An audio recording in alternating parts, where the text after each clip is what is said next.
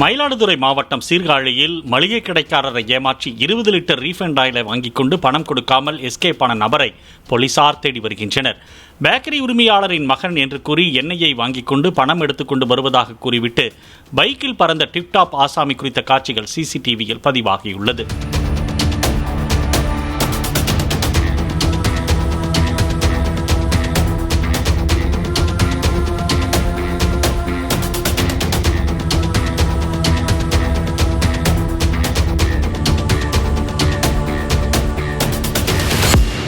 Play store மற்றும் app ஸ்டோரில் இருந்து பாலிமர் செயலியை QR கோடு மூலம் பதிவிறக்கம் செய்யுங்கள். செய்திகளை உடனுக்குடன் பெறுங்கள்.